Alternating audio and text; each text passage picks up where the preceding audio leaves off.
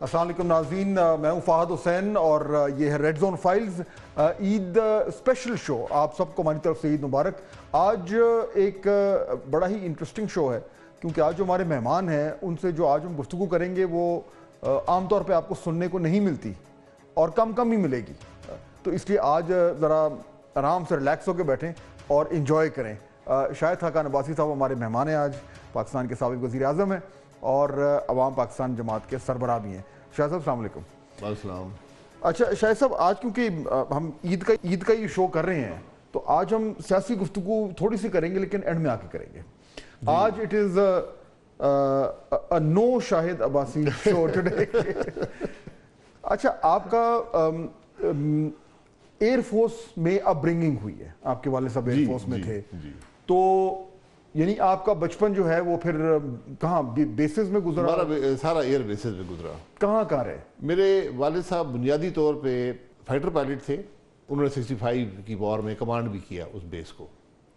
اور یہ سیٹو سینٹو والا زمانہ تھا، جی سیٹو سینٹو والا، جی سیٹو سینٹو والا. اور اس میں کافی دلچسپ باتیں بھی تھیں. ایک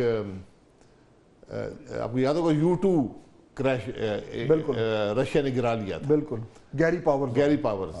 یہ U2 CIA کا جہاز تھا. ٹھیک. اور اس کو جو پائلٹ اڑاتے تھے وہ ملٹری افسر نہیں ہوتے تھے، وہ سویلین پائلٹ تھے. اچھا. اور بہت ہائی ایلٹیٹیوڈ پہ فلائی کرتا تھا جہاں پر رشین میسائل نہیں جا سکتا تھا، بٹ کسی طرح وہ انہوں نے گرا لیا.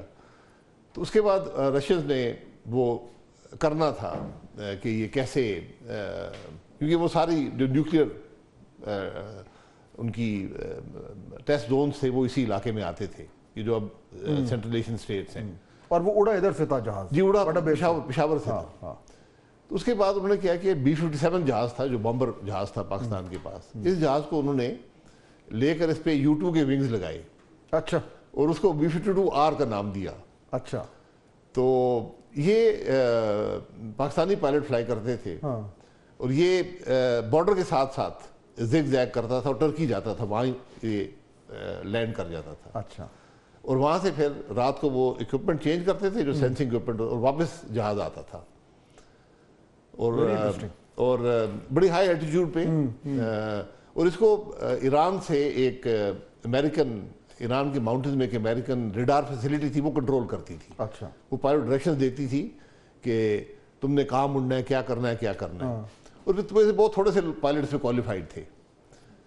فزیکلی بہت مشکل کام تھا، 8-9 گھنٹے کی فلائٹ ہوتی تھی. تو میں نے دیکھا ہے، والد صاحب ایک دفعہ ان کو لینے گئے تو وہ جہاز سے اتر رہے تھے تو جو پسینہ تھا وہ زمین پہ گر رہا تھا. اچھا. بالکل جیسے بارش ہو رہی ہوتی ہے نا، اس طرح. آپ کی کیا ایج تھی اس وقت جب آپ کو اتنا کلیئرلی یہ یاد ہے؟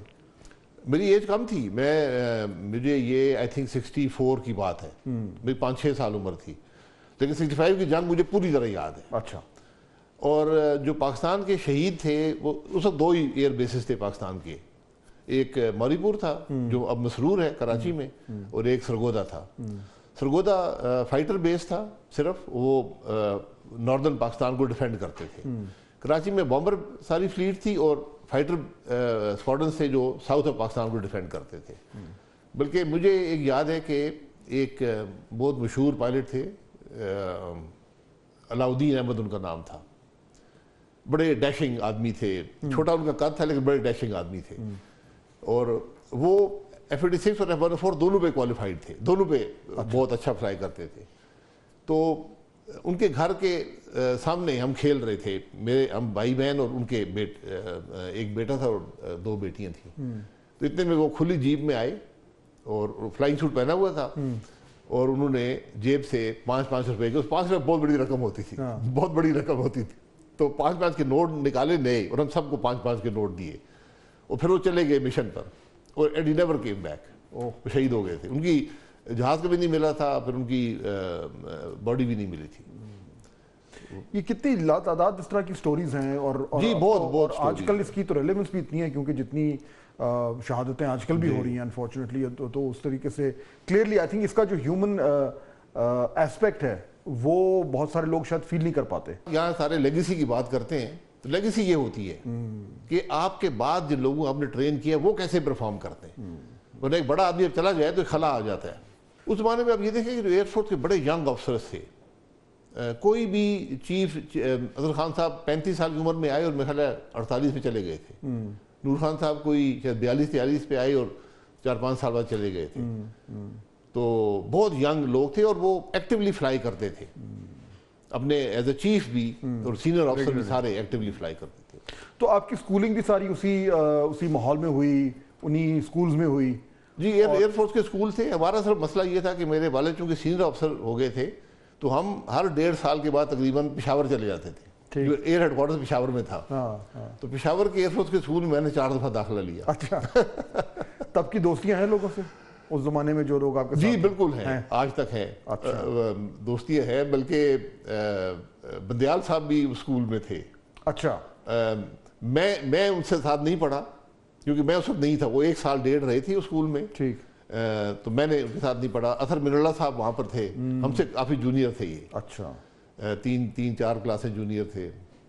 یہ ویسے نا جو آرمڈ فورسز کے جو فیملیز ہیں، جو بچے چاہے فوج ہو یا ایئر فورس ہو یا نیوی ہو، نیوی میں شاید کچھ حد تک کم ہوگا، جو ہر سال 1.5 سال بعد ٹرانسفر ہوتا ہے، تو آپ ایک تو ہر مختلف اسکولوں میں پڑھ لیتے ہیں. جی اس کا بڑا فائدہ بھی ہوتا ہے کہ اڈیپٹیبلٹی آتی ہے، لیکن یہ کہ ہر جگہ پھر نئے دوست بنانے پڑتے ہیں. اور ہم تو جارڈن بھی چلے گئے، بیچ میں کویت بھی چلے گئے. تو میں نے پہلے 10 سالوں میں 11 اسکولوں میں پڑھا. اچھا. میرا بھی کچھ ایسے ہی حال ہے، 11-12 اسکول پڑھے. I can relate to that. تو پھر اس کے بعد دین اس زمانے میں امریکہ جانے کا اتنا رجحان تو تھا نہیں؟ بالکل نہیں تھا. تو آپ پڑھنے جو ہے وہ امریکہ چلے گئے، والد صاحب نے فیصلہ کیا کہ جی آپ جائیں گے یا آپ خود تھا کہ میں نے جانا ہے؟ مجھے ہم 4 بہن بھائی تھے تو 3 کو پہلے ہی بورڈنگ میں ڈال دیا گیا تھا. اچھا. ویسے وہی ہو گڈ اسٹوڈنٹ؟ اچھا. یعنی آپ میں پڑھتا نہیں تھا لیکن میں ہمیشہ کلاس میں ٹاپ 3-4 لڑکوں میں ہوتا تھا. اچھا. یہ آپ یقین نہیں کریں گے، پشاور کا جو پی ایف اسکول تھا کویڈ تھا. اچھا. 60s کی بات کر رہا ہوں. 12ویں تک، پہلے 10ویں تک 12ویں ہو گیا، کویڈ اسکول تھا. تو اس میں برابر تقریباً لڑکے لڑکیاں برابر ہوتے تھے. تو پڑھتا میرا ایک مسئلہ تھا کہ مجھے 1-2 ڈبل پروموشن بیچ میں مل گئیں. اچھا. ٹائمنگ ایسی ہوئی کہ ہم ایک جگہ سے دوسری جگہ آئے تو وہ اس کلاس میں جگہ اگلی کلاس میں ڈال دیا. تو میں نے کوئی 13 سال کی عمر میں میٹرک کر لیا تھا اور پھر میں بورڈنگ میں چلا گیا لارنس کالج میں.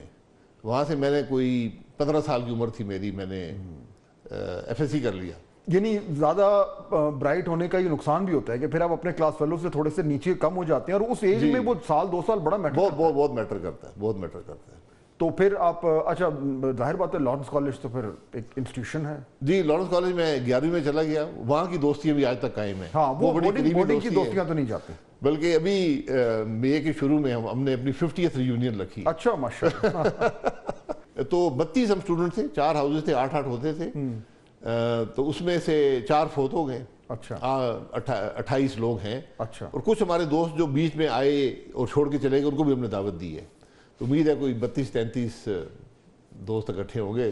وہاں پہ جو ہنگامہ ہونا ہے سارے اکٹھے ہو کے 70 سال کے لوگ کیا ہنگامہ کریں گے. وہ ادھر جا کے اس ماحول میں شاید سب وہی بن جانا ہے آپ لوگوں نے ساروں نے. ہاسٹل میں تو یہی ہوتا ہے، پھر وہی جوکس ہوں گے. صحیح بات ہے، صحیح بات. وہ ماحول آپ یقین کریں اتنی وہ کمفرٹیبل دوستی ہوتی ہے کہ ابھی چند ہفتے پہلے ایک دوست نے دعوت دی، کچھ لوگ آئے ہوئے تھے پرانے. تو ایک ہمارے کلاس فیلو تھے، میری 50 سال کے بعد ملاقات ہوئی ہے ان سے. اچھا. بیچ میں نہیں، وہ باہر چلے گئے تھے. تو لیکن لگتا تھا کہ کل کی بات ہے، بالکل بے تکلفی اسی طرح قائم ہوتی ہے. تو بڑی ایک یونیک چیز، اسپیشلی بورڈنگ میں بہت ہی قریبی دوستی ہو جاتی ہے. میں نے بھی 7-8 سال اس طرح گزارے اسکول میں، تو آئی کمپلیٹلی انڈرسٹینڈ کہ وہ جو دوستیاں اور رشتے قائم ہوتے ہیں، آپ سارا دن جو ہے وہ ایک ہی گروپ میں رہ رہے ہیں، تو وہ پھر وہ دوستی سے آگے بڑھ کے وہ فیملی کے ساتھ والا ایک کنیکشن ہو جاتا ہے کہ جی you like family till the end. بالکل. تو وہ اچھا پھر وہ امریکہ، میں امریکہ کی بات کر رہا تھا. چلے لارنس کالج تو ہو گیا اور زبردست آپ اسکول میں چلے گئے. امریکہ کدھر سے اس زمانے میں؟ یہ ہم بات کر رہے ہیں 75 کی بات کر رہا ہوں. 75. اس وقت پتہ ہی نہیں تھا مجھے. میں نے ایسے ہی امریکن سینٹر ہوتا تھا، میں اس میں چلا گیا. صدر میں ہوتا تھا، پنڈی میں ہوتا تھا، جو بعد میں جلا دیا گیا تھا. بعد میں جلا دیا گیا تھا لیٹ 70 جب وہ ہوا. 79 میں.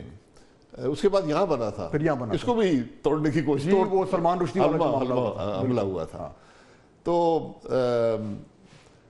تو میں نے سوچا کہ باہر انگلینڈ زیادہ رجحان تھا اس زمانے میں، تو میں نے سوچا میں امریکن سینٹر گیا، ویکینڈ پہ چھپ کے جاتے تھے اسکول سے بھاگ کے، وہاں جا کے پڑھ کے دیکھتے تھے کون سی یونیورسٹیز ہیں، میں نے خط لکھ دیے کچھ کو، جواب آنا شروع ہو گیا. پھر ٹوفل کا امتحان ہوتا تھا. بالکل. تو ٹوفل کا امتحان پنڈی میں تھا صبح 9 بجے، میں بورڈنگ میں تھا مری میں. اچھا. تو میں صبح اٹھا کوئی 4 بجے اور میں کوئی 3 کلومیٹر میں جنگل میں سے ہو کے تو مین روڈ پہ گیا. اچھا. وہاں سے بس لی، صدر گیا اور امتحان دیا اور واپس آ. کبھی پتہ نہیں تھا ٹوفل کیا چیز ہے. اچھا. تو وہ امتحان دیا، وہ بھی ان کو رپورٹ بھیج دی تو ایڈمیشن مل گیا. اور میں تو میرے گھر میں بتایا ہوا تھا، ایوری بڈی نیو کہ آپ امریکہ کے لیے تیاری کر رہے ہیں؟ نہیں میں نے نہیں بتایا. بالکل بھی نہیں بورڈنگ میں تھا، وہاں تو ملاقات ہی نہیں ہوتی تھی. تو پھر میں 16 سال کی عمر میں امریکہ چلا گیا. 16 ایئرس کی ایج تھی. Very young. جی 16. نارملی آپ 18 ساڑھے 18 پہ جاتے ہیں. جی پر میرے ایک اور بات ہوتی تھی کہ ہمیشہ میں کلاس میں سب سے لمبا میں ہوتا تھا. ہاں وہ تو آبویس اسٹیٹ میں. بہرحال وہ اچھا وقت گزرا. پشاور آپ یقین کریں کہ پاکستان کا بیسٹ شہر تھا 60s میں. صاف ستھرا، کوئی کرائم نہیں، رول آف لا. آپ یقین کریں کہ رات کو سائیکل پہ ہم جاتے تھے تو سفر کر رہے ہوتے تھے، اگر وہ ڈائنامو ہوتا تھا، بتی جلتی تھی، تو اگر وہ خراب ہو یا نہ ہو تو سائیکل سے اتر کے پیدل چلنا شروع کر دیتے تھے کہ بھئی لا قانون کی خلاف ورزی. ایک پولیس والا ہوتا تھا، اگر وہ آپ کو پکڑ لے تو وہ پہلے تو آپ کے ٹائر سے ہوا نکال دیتا تھا. پھر وہ آپ کا گھر کا ایڈریس لے لیتا تھا، وہ دوسرے دن گھر آ جاتا تھا. تو اس سے بھی بڑا خوف تھا. اچھا. کہ یہ آ کے والد صاحب کو بتائے گا تو پھر وہ مشکل پیش آئے گی. تو اتنی قانون کی نوجوان